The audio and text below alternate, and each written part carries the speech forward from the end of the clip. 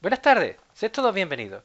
En este problema os voy a enseñar a determinar el pH de disoluciones de ácidos y bases fuertes.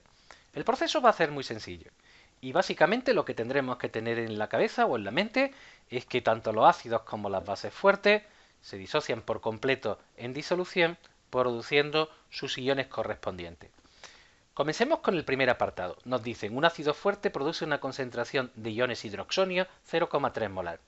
¿Qué indica eso? Pues que el ácido, en presencia de su base correspondiente, que normalmente va a ser agua, puesto que la gran mayoría de los procesos que nosotros vamos a ver en este tema se producen en disolución acuosa, se disocia por completo dando lugar al anión correspondiente, que es lo que nosotros llamamos base conjugada, más los iones hidroxonio, que son los que nos permiten determinar el pH. ¿Qué tienen de particular los ácidos fuertes? Pues que al estar completamente disociados, todo el ácido se ha transformado en producto, de forma que la concentración de iones hidroxonio en el medio va a ser igual que la concentración inicial de ácido. De forma que podemos decir que la concentración de iones hidroxonio, es decir, de protones en el medio, va a ser 0,3 molar, que sería igual a la concentración de ácido inicial. Así, a la hora de calcular el pH, lo único que tendríamos que realizar es el logaritmo de la concentración de iones hidroxonio. Como esta concentración es de 0,3, el menos el logaritmo de 0,3 sale 0,52. Y este sería el pH de esta disolución. Un valor muy bajo que se corresponde con valores de un ácido muy fuerte. En el caso de las bases, el mecanismo es muy similar, pero con algún detalle más. Recordar que una base es una sustancia que acepta protones de una sustancia que es ácido. En este caso va a ser el agua. Recordar, el agua es una molécula muy polar y en presencia de una sustancia con fuerte tendencia a aceptar protones y con pares de electrones sin compartir, se los va a dar.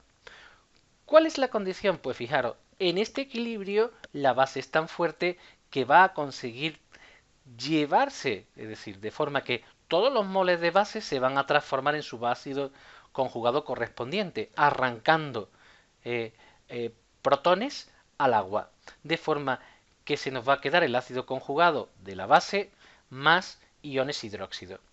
¿Qué podemos llegar a hacer? Pues nosotros diremos exactamente igual que en el anterior proceso, que por tratarse de una base muy fuerte, la concentración de iones hidróxido va a ser igual a la concentración de base inicial, de forma que la concentración de iones hidróxido va a tener un valor, en este caso, de 2 por 10 elevado a menos 2 molar. ¿Qué hacemos? ¿Podemos calcular el pH de forma directa? No, habría varios pasos. Yo creo que el más sencillo sería seguir trabajando de la misma forma que hemos hecho con ácidos fuertes. Pero en este caso, en vez de calcular primero el pH, calcularíamos el pOH. ¿Qué es el pOH? Pues simplemente es muy similar a lo que hemos visto con el pH. Sería el menos el logaritmo, pero ojo, de la concentración de iones hidróxido.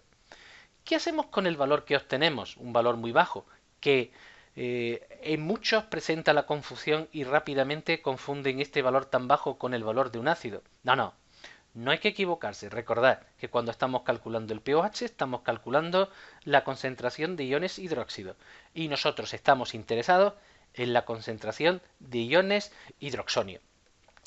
¿Qué vamos a aprovechar? Pues vamos a aprovechar el producto iónico del agua. Nosotros sabemos que la constante de equilibrio para la disociación del agua implica que el producto iónico sea igual a la concentración de iones hidróxido en el medio e iones hidroxonio. El valor de la constante de equilibrio siempre es fijo, es 10 elevado a menos 14, y la concentración de OH también la sabemos. Pero, fijaros qué artilugio más interesante. Si aplicamos logaritmos a cada uno de estos tres miembros de esta ecuación, lo que nosotros obtenemos es unos valores muy curiosos. El pK, ¿qué sería el pK? El menos el logaritmo de la constante de equilibrio. Así, si la constante de equilibrio es 10 elevado a menos 14, el pK del agua sería 14. ¿Qué es el pH? El menos el logaritmo de la concentración de iones hidróxido. Fijaros que, como es un producto de concentraciones, cuando aplicamos logaritmos, el producto de las concentraciones pasa a ser una suma de dos logaritmos, de forma que podríamos despejar el pH. Y así el ejercicio se resuelve fácilmente porque lo único que tendríamos que hacer es restarle al pK, es decir, al valor del logaritmo de la constante de equilibrio el valor de pOH que hemos obtenido. Y con esto obtenemos el valor correspondiente de pH. Y ahora sí el valor es coherente con lo que nosotros sabemos. Para una base fuerte, los valores de pH van a ser muy elevados, que indica que la concentración de protones o iones hidroxonio en el medio va a ser muy pequeña.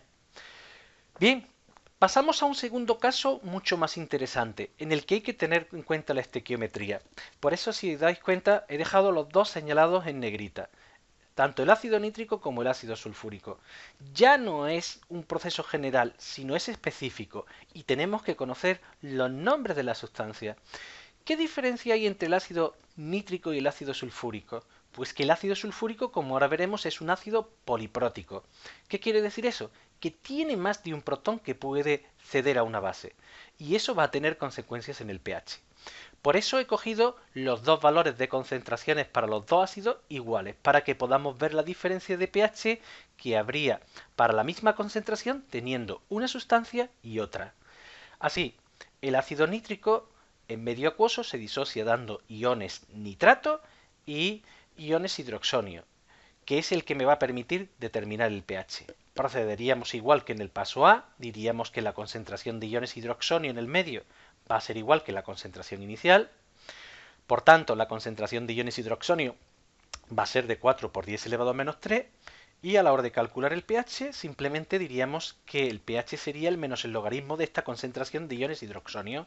Así, el valor que me sale de pH para esta disolución de ácido nítrico es de 2,4, un valor bajo que se corresponde con un valor de un ácido fuerte.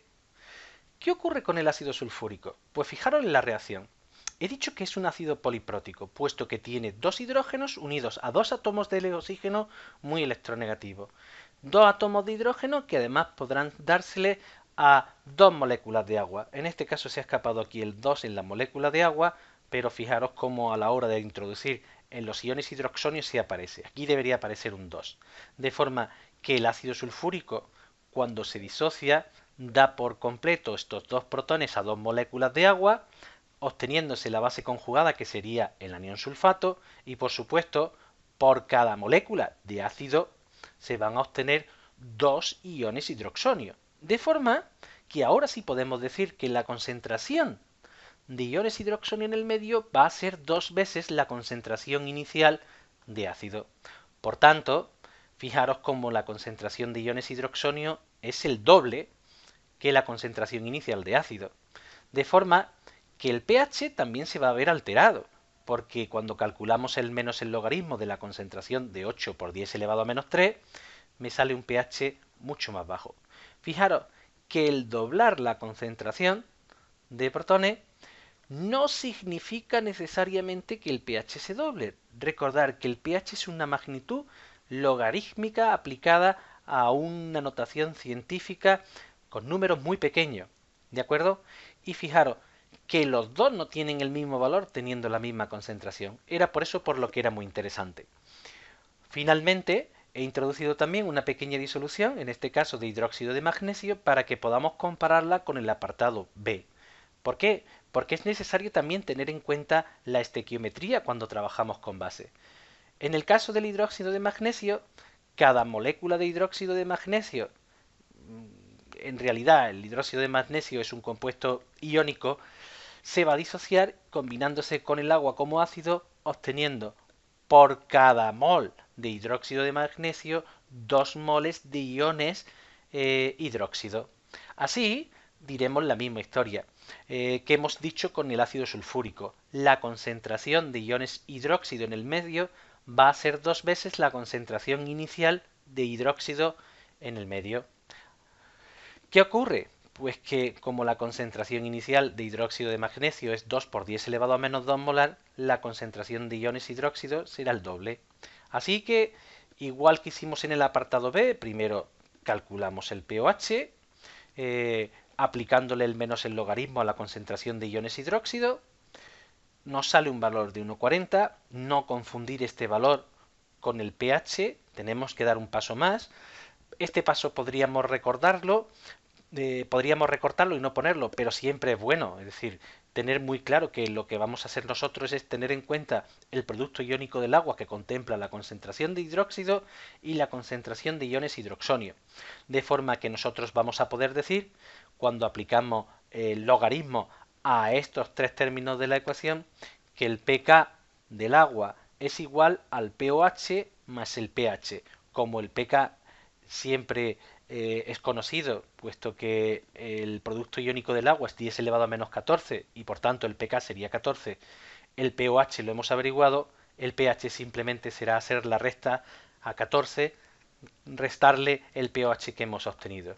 Y así obtendríamos un valor de 12,6, que si os dais cuenta es un valor superior al que habíamos tenido en el apartado B, lo cual indica que el hidróxido de magnesio, teniendo la misma concentración que tenía la base fuerte del apartado B, produce un pH mucho más elevado porque se trata de una base mucho más fuerte.